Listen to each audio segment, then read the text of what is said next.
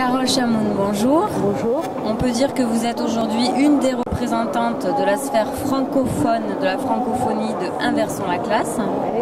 C'est bien ça? Donc vous êtes enseignante en SVT au Liban. C'est vrai. Et vous allez nous expliquer comment vous est venue l'idée de faire de la classe inversée. Oui, la première fois où j'ai pensé à la classe inversée, c'était en 2009. Je voulais trouver une solution à mes élèves en difficulté.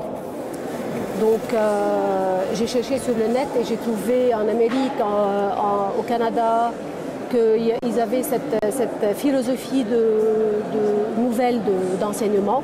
Et j'ai osé, pour le dire, j'ai osé changer.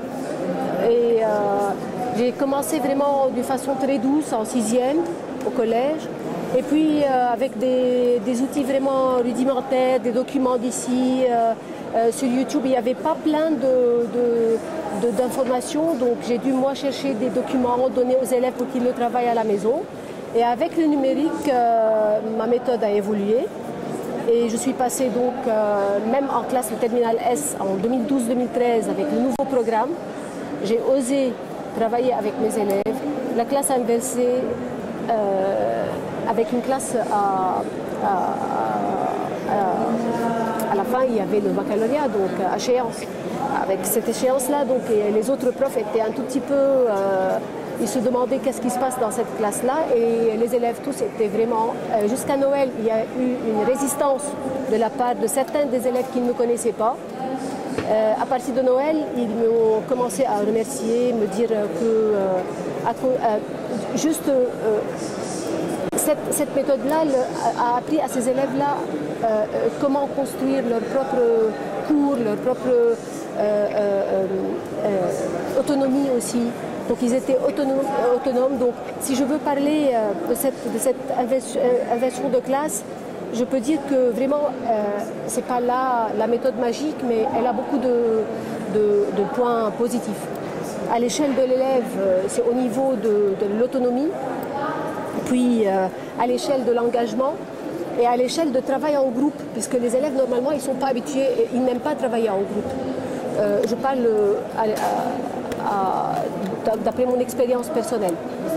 Et à mon échelle, à moi, c'était vraiment très important puisque j'ai remis en question ma méthode d'enseignement. Et j'ai vu que pour arriver à vraiment aider ces élèves en difficulté, mon objectif c'était ces élèves-là.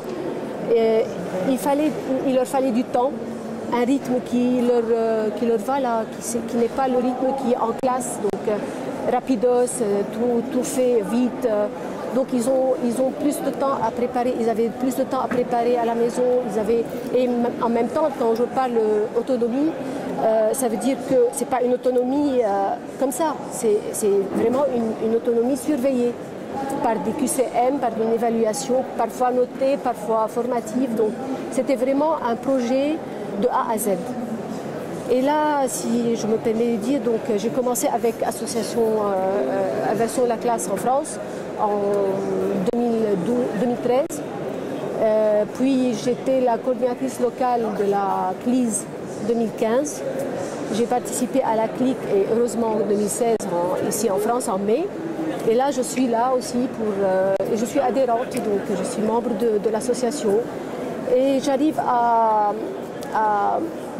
vraiment transposer cette méthode à des profs qui n'ont jamais eu le courage de changer. Et je leur dis, puisqu'on est là, il faut oser, même si on va trouver un défaut là, mais oser, c'est ça ce qui fait notre expérimentation, c'est ce qui évolue, c'est ce qui fait évoluer notre façon d'enseignement. Il n'y a pas d'autre chose.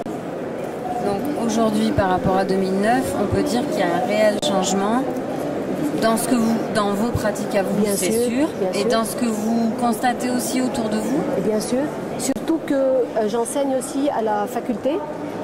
Donc à l'échelle de la faculté, à l'université, c'est pas du tout. Il y a un syllabus à suivre et tout ça. Et moi, j'ai osé aussi casser cette habitude. Donc mes élèves, mes étudiants maintenant sont habitués à ma façon de travailler. Au début, ils avaient vraiment peur de cette méthode. Mais quand ils voient que leur prof les suit, et leur donne les outils, les bons outils là pour qu'ils réussissent mieux. Donc là, à la fin, ils vont remercier ce prof et ils vont être vraiment reconnaissants.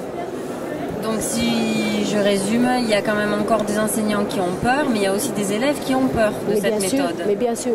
Et aussi, je peux parler de la direction et je peux parler de la même chose des parents. Donc c'est pour cela qu'il faut que ce soit vraiment une explication au début vraiment claire. Et il faut commencer pas à pas, doucement. Parce que pour ne pas faire peur à ses parents, pour ne pas faire peur aux élèves, ni à la direction, parce que c'est l'établissement qui est là, dans l'établissement, quand je parle établissement, c'est toute la communauté qui est mise elle est mise en questionnement. Là. Il y a un questionnement qui se pose. Cette méthode, c'est quoi? D'où elle vient? Donc il faut tout expliquer au début de l'année. Et par la suite, aller progressivement. Et il ne faut pas le faire, ça c'est sûr qu'on ne peut pas faire ça toute l'année, toutes les séances. Donc on peut alterner. Et peu à peu, là, les élèves vont demander à ce que ça soit de cette façon-là. Merci Carole pour ce beau témoignage. Merci à vous.